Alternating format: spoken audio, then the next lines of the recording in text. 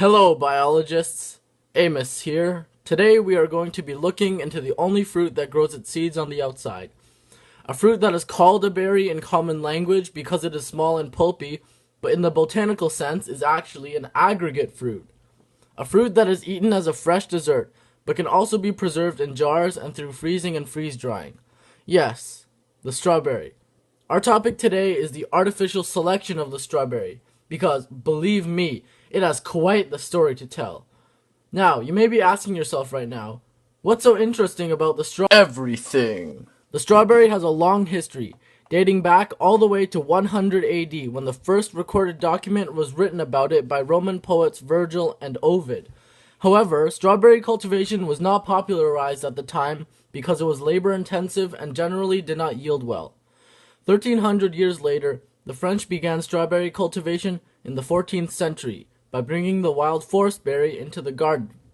By the 17th century, the North American Virginia strawberry was introduced to Europe and soon took over with its ability to withstand difficult conditions. In the year 1714, the French spy Amédée François Frisier would visit the New World, aka South America, and bring the Chilean strawberry to Europe. And it is from these two strawberries where the modern-day strawberry would eventually rise and be brought to the United States in 1834 by Charles Hovey. So how exactly did this modern-day strawberry come into existence? Did they just mash the two breeds into a pulp and pour it into the soil? Maybe, but that was 200 years ago, and if you haven't noticed, since then technology has greatly improved. Today, we craft strawberries through a process called crossbreeding. Let me show you how it works. Two selected parent strawberries are crossbred again and again. In large operations, 150 controlled crossbreeds produce some 14,000 seeds. The seeds are soon planted and grow into seedlings, and the top performing 5% are selected to grow to their adult stage. Finally, the mature strawberry plants are tested for any negative qualities, and the top performing plants there either become the parents for the next crossbreeding generation or, if the numbers line up, become a successful new variety of strawberry. This crossbreeding process often takes years of selection, hybridization, and crossbreeding between generations. So if you haven't already taken the hint, I'm telling you now, it's not an easy process. Over the hundreds of years of crossbreeding, we have bred over 100 different varieties of strawberries, which can be broken down into three main categories.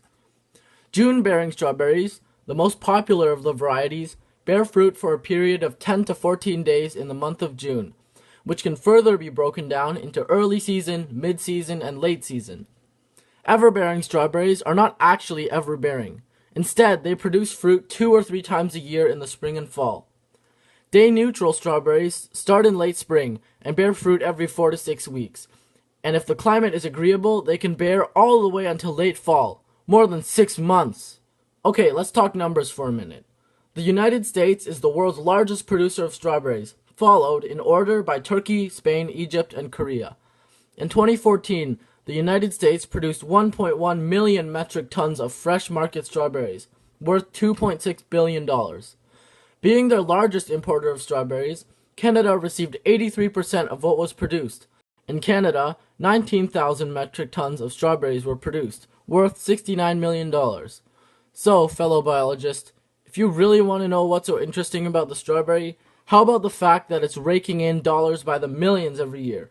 Strawberries? More like straw bury me in money. Anyway, do you want to hear a fun fact? Did you know that there are two main horticulture systems for strawberries? The conventional matted row system and cold climate plastic culture? The matted row system looks like the iconic rolling strawberry fields. Plastic culture involves organizing strawberry plants in rows of plastic sheets or in greenhouses.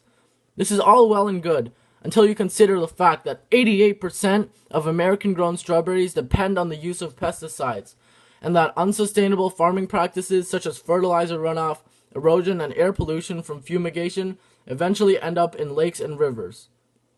Too bad there isn't a sustainable way for growing crops that doesn't use any pesticides or cause large amounts of fertilizer runoff.